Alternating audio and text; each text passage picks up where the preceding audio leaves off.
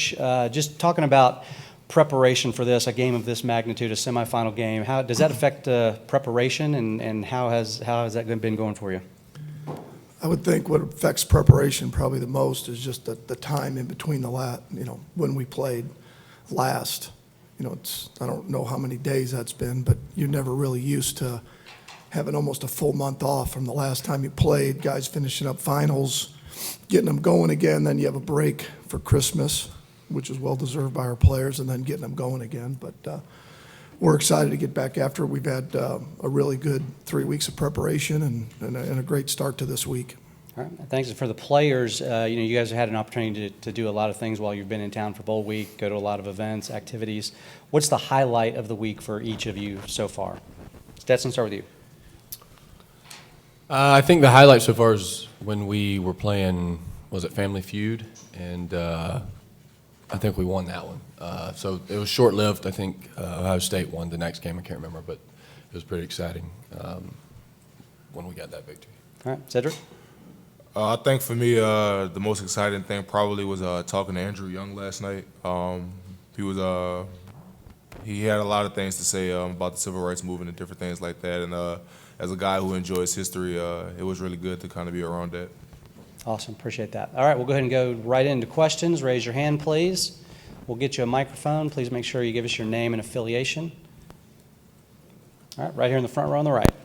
Yeah, Brooks Austin, Dogs Daily. Coach Monken, I'm just curious. We can all see Brock's extremely versatile, but could you talk to the mental bandwidth it requires to know that many different positions and play that many different positions in your offense? Well, we've had this conversation since I've been here about Brock and what kind of worker he is, attention to detail, the mental toughness that he has, and he's really developed in a lot of areas. And it's a credit to him. It's a credit to his upbringing and his family. And, like I said, there's a lot of things you can do with him. He's outstanding with the ball in his hands. He's got an elite catch radius, ability to compete to go get the football. And, he's meant a lot to us in terms of this year, in terms of with having AD out and his ability to make plays. Let's go down here, halfway back on the right. Sarah Spencer with the AJC. My question's for Stetson. Stetson, when you look at this Ohio State defense, what stands out to you about it and just what that defense does really well and how you guys will have to kind of counteract it? They, first of all, they have really good players and they execute their system. They try to cause havoc. They can come from a lot of different places. They do their assignment, and in order for us to be successful, we have to do ours. It's trusting, Sed whenever he's making the calls and, talking to him. But at the end of the day, they've got a really good football team. We've got a really good football team. And it's going to come out down to who executes better on Saturday.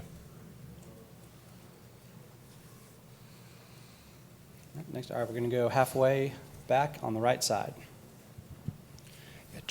Jed May with UGAsports.com. This is for Coach Monken and Sedrick. And you guys' view, what has allowed the offensive line to develop and really seem like play some of its best football over the last month and a half of the season?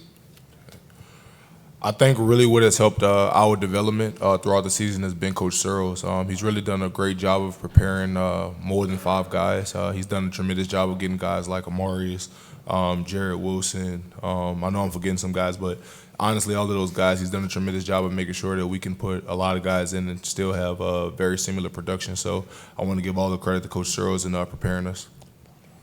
I think it's, first of all, it's having good players.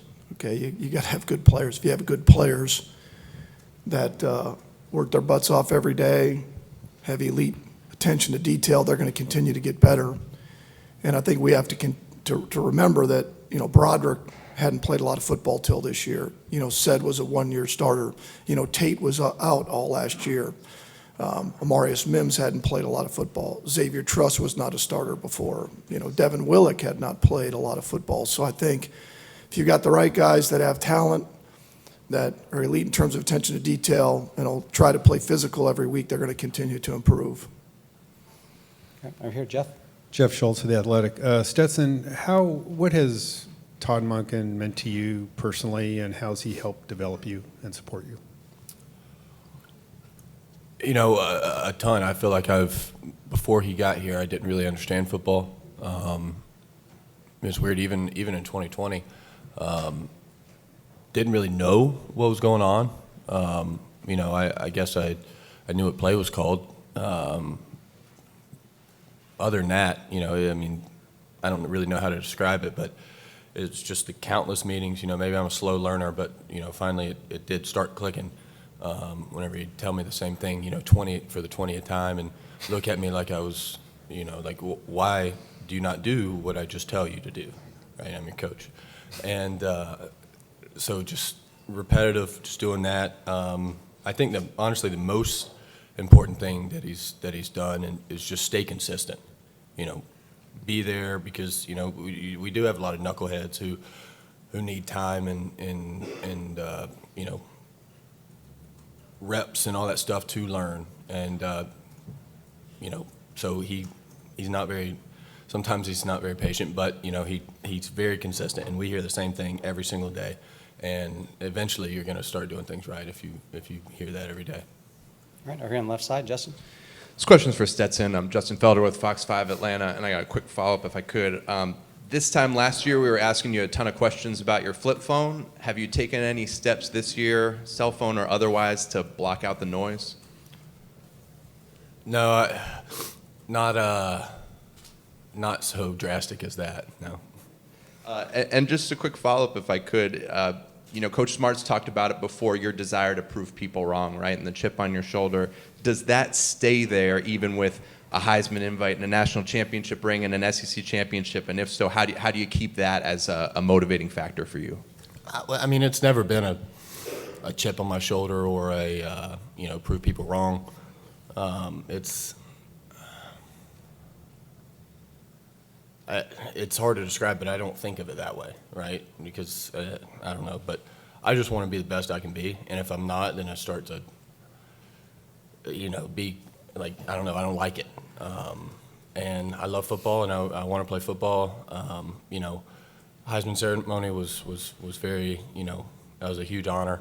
That's not why I play, you know, so that's not going to change the way I play, you know. So we've got a game to win, and we got to prepare like it, otherwise we won't. So. All right, next one right here in the front row on the right. Evan Kroll with Dogs Daily. Sedrick, you know, being the center and kind of the quarterback of the offensive line, a large responsibility falls on your plate. When you study this Ohio State defensive front, is there one player in particular that you kind of enjoy watching or just keeps coming up and reoccurring? One thing that comes up a lot on film is that all of them do their job extremely well. They play really well together in the system. And, of course, you know, guys flash. You know, the media gives a lot of guys attention, but one thing I see about this defensive front seven is really that they all do their jobs collectively together. Nobody's a blinking light. Nobody's trying to be this big guy. Everybody's collectively working together, and that's huge. That's why they're so, you know, good, and why what they're doing is working. So really what I've seen on film is that they all just do a really good job together, like working for one common goal. All right, over here on the left, Zach. Hey, Stetson, Zach Klein from Channel 2 here in Atlanta. In every great Hollywood script, the hero overcomes a low point or some adversity. For you, what was it, and who'd you lean on to get through it?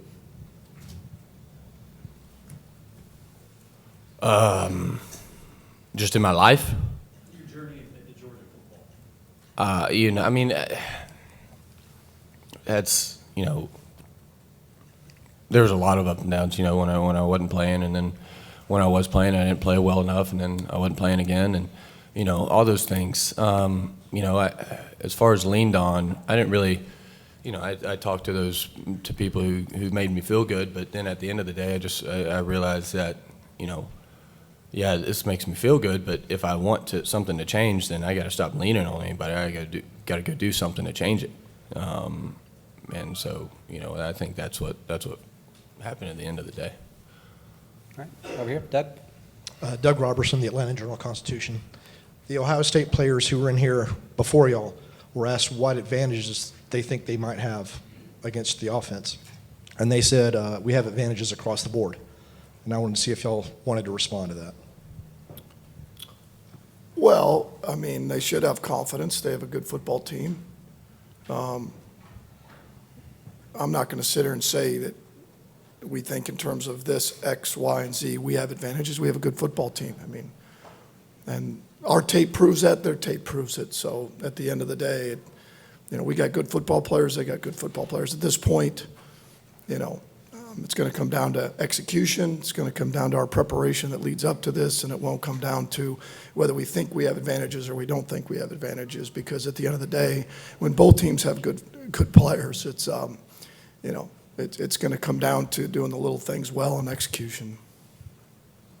All right. Stetson, do you see any advantages that they have? That Ohio State has? Yeah. Yeah, certainly. I don't really want to get into the particulars right now, but obviously they were undefeated until the last game of the season.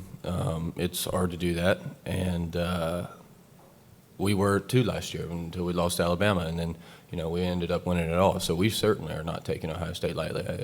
They've got, like they said, they've got advantages all over the board, and so we're gonna have to go play football. Yeah. Sedrick? I think the biggest thing I would like to just focus on is that, like Coach Monken said, we both have good players on each side, and it really is going to come down to execution. I really have a lot of respect for Ohio State, the program, and everything that they stand for, but I also have a lot of pride in Georgia football. So we just really look forward to continuing to prepare and just go out there and competing. All right, very good. We'll go right here on the right. Yeah, Brooks Austin, Dogs Daily. It's a question for both Stet and Sedrick. I'm just curious, a unique relationship between quarterback and center. Maybe speak about how one has lessened the burden or maybe the workload on Saturdays between the other and how the relationship has developed. Honestly, I don't think it's less by either. I think it's more of a trust that each guy will get the job done, and also a connection in knowing that if he tells me something or I tell him something, there's no ego. It's nothing against you personally. It's all for the betterment of the team. And I think understanding that genuinely the time that we've spent outside of football, it comes into play. And I really enjoy playing, next to this guy right next to me. So at the end of the day, we both just try to make sure we get our job done and trusting each other for the team. It's. You just kind of find that mold where you're not, it happens smoothly, and I don't think we may have dropped 2 snaps. In practice, and it works, and like Seth said, nothing's personal, nothing's I don't. If he makes the right call, then he makes the right call, and it does not matter. And Sed's done a great job of growing and learning and becoming a smarter football player and a better football player. So I can lean on him more. I can trust him more, and I can just say little things, and then he responds, and I know what that means, right? It just comes a little shorthand, easy speak, but that comes with time. And why are you laughing? I don't know. It's been a pleasure and an honor playing behind him. So. All right, right here, Sarah. Sarah Spencer with the AJC. For Coach Monken, how have you seen your offense grow and develop over the course of the season to now put you guys in the position you're in today? We went through last year, we lost George, and it forces you to adapt, and then, you lose AD early in the year, and you're forced to adapt, and luckily, we've got other good players. Probably the most constant we've had is these 2 guys right here, because the epicenter of what you do is your center and your quarterback. They make it go. They're the ones that communicate up front. So those 2 guys have been the reason we've been where we're at, along with everybody else, and the continued improvement of the O-line, the consistency there. But it's hard for me to pinpoint because in my mind, averages just make you feel good, at the end of the year. What's going to matter most Saturday is that we score, we don't turn it over. It won't matter what we've done really up till this point other than, our execution, how we practice this week, and be able to put it on the field Saturday night. All right, next, all the way in the back on the right.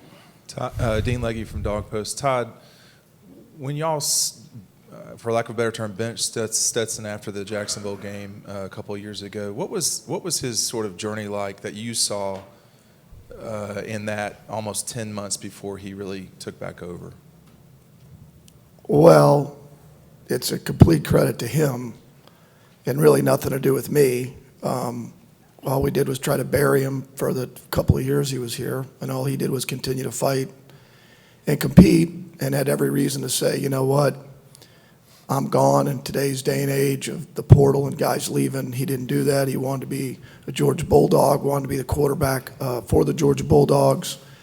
I think that we've come out the other side probably better collectively. He's very prideful, and we wouldn't be where we're at without him. And collectively, we've improved. I've done a better job of coaching him. He's done a better job of accepting that part of it. He always had talent, always had ability. We talked about it last year getting ready for Michigan. There was a back and forth about Stetson and JT, and all I said was just look at the film. Just look at the film and the plays he's made. And even this year, look at the plays that he's made to get us where we're at. And, sometimes you don't always make the right decision. We're human too in terms of who we play. And then you got to reverse course and say, you know what, we're wrong. This is the guy. All right, next, row 3 over here, Justin.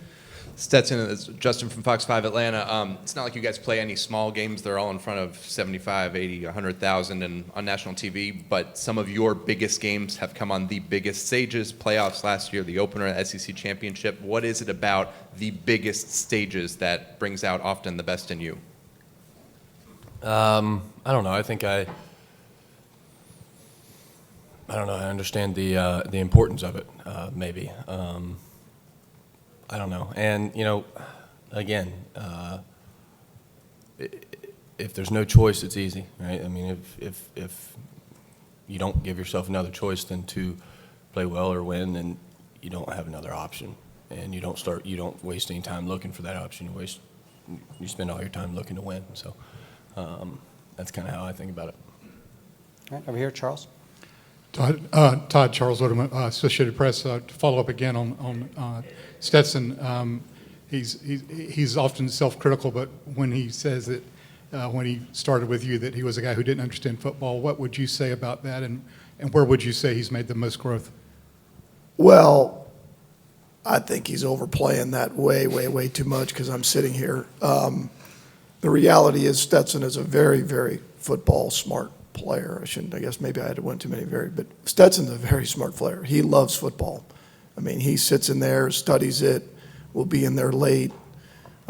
He wants to know everything about what we're doing, how to do it better. He's one of the rare guys at this level that you can be quarterback controlled, and he can run it. He can get us in and out of plays. He can see it. Has a fantastic football mind. So to say that, like I said, that's unfair to himself. It's unfair to his preparation and what he's done. I do think there's a point in a player's progression where maybe, and this is a guess, we've never talked about that. Okay, Stetson comes in, he leaves, comes back. What vision does he have of himself? Sure, he'd love to be the starter at Georgia, but deep down, is he really thinking, like, okay, I'm going to be the starter at Georgia? I think once you get a chance to play in meaningful games and you realize, like, I always believed I could play, because we played Arkansas my first year here, and thank God he came in the game and rescued our ass because he played his rear end off. And right there, maybe to him and us, we're like, man, this guy's a really good football player, And so I think that there's a little too much he's putting on that about me, and the fact that maybe it's a combination of two things of like, okay, man, I can do this, and how do I maximize my measurable skill set? How do I get better that I've worked on gets better? And then for us, how do we try to find ways to maximize what he does well to give us the best chance to win? All right, over here, Zach. Todd, Zach from Channel 2 here in Atlanta. How is Michigan able to create so many explosive plays? And now is this where the chess match comes, where you think then Ohio State's defense will react this way, so we have to do this, et cetera? Oh, a couple of the couple of the plays at the end of the game came when they were trying to stop the run. So it's kind of hard. The game was kind of in the point where they had to get a stop, and they got a couple of long runs. But early in the game, they went 0, and they missed a tackle on a hitch route. They were a second away from getting a sack, and they missed a tackle, and he went the distance. And then, they had defenders run into each other one time on a wheel route. They caught him in a cloud coverage and hit across the field, race route. So, they were able to take advantage of, I guess you'd call it sometimes a miscue by the defense or some play action. But again, the game is really simple. I mean, it's really, how do we be explosive? How do we not turn it over? How do we get on third downs? Do we score touchdowns in the red zone? And do we not, get lost yards plays that put you behind the chains? And they did those things. They were able to be explosive. They didn't turn it over. They held Ohio State at times, so it gave them a chance to continue to plug ahead. So, they're no different than any other team you play. Is if you're not able to be explosive, you're going to have a hard time scoring. It just worked out in that game that Michigan hit some plays that gave them a chance to be explosive. And that's in games we've had success against, unless we've been significantly better. If you don't find ways to be explosive, you're going to have a hard time scoring points. All right, halfway back on the right over here. Todd Cameron with The Athletic. Ohio State has a lot of depth up front at the defensive line. They have a lot of talent on the edge. Just what do you see from their edge rushers on film that stands out? Well, they're long and rangy. And I think the one thing, they're twitchy inside. I know you're talking about their outside guys. They create issues with their looks. So you have to be careful to not chase ghosts, but you have to be prepared because they're not afraid to pressure you. As these guys said earlier, from the field, from the boundary, different players pressuring you, so you have to be dialed into what looks they're giving you, but definitely their edge guys can create issues. Again, like any team that we've played in the past that have had really good players up front, the best way to be able to negate that is to be able to run the football, be able to get the ball out of your hands, be able to protect, chip when you can. And if we're able to do that and not be in long yardage situations or get behind, then it doesn't eliminate really good players, but it limits their ability to affect the game. That happened last year against Michigan. We got ahead early. We were able to run the football. We got it out of our hands. Against LSU with their edge guys, that's the key to it. Otherwise, those guys can really disrupt the game. All right, next question right here in the front on the right. Coach Monken, a lot has been made of these Georgia practices over the past few years, but the bottom line is that there's a work ethic and player empowerment that is kind of unrivaled across the college football landscape. In a week like this where emotions can be heightened, what sense of comfort do you take as a coaching staff knowing that these players are going to come out and be accountable for each other in that practice setting? Well, I think the biggest comfort you take is watching your guys work. We can only go by what we see. You recruit good players, you have a structure and a system, and then you go to work. And like I tell the offensive staff, I can't call plays that I don't see during the week work. I mean, that's a rarity. So the looks that we get by the scout group and our execution gives you confidence to call it. And the exact same thing is true with your players. Is anybody that says, well, I'm not really a practice player, doesn't play. That makes no sense to me, because I can only go by, in our staff, by what you do every day and how you work and gain the trust of your player, your teammates and the coaches as to when you put them on the field. And when that occurs, then you have a lot of faith of what the product will look like, because you've seen it every day and the work they've put in. Because when you have talent and they play their rear ends off and they work and have attention to detail, the game's just a byproduct of that. All right, time for one or two more. Anybody? Where are we going next? Last chance for questions. Okay, right here in the front row on the right. Coach, and I guess you can answer this too, Seb, being an offensive lineman. When they have edge rushers like that are so prone to get upfield and get after the quarterback, I guess how much does the play action impact that? And maybe how do you attack that in the run game? Take advantage of it, rather. All right, go ahead, Sedrick. So when you kind of look at it, they really do have some amazing edge rushers. Those guys really get after it, super athletic, different things like that. And as far as like the run game, you really just have to focus on what's the staple of what we believe in. One of the things that we believe in here is running the ball. So no matter how athletic or no matter how gifted or God gifted somebody may be, you have to do everything in your might to fight, to stand on what you believe in. And, you know, and as the offensive line here at Georgia, we genuinely believe on, you know, being tough guys and doing everything that we can to help this football team win. So despite everything that they may possess, you have to give everything you have for this team, because it is everything. This G is everything that we play for, everything that we work for. So despite their God-given talent, we have to go out there and give our all. Coach? Yeah, I mean, they got good players. I mean, we got good players. They got good players. Let's go.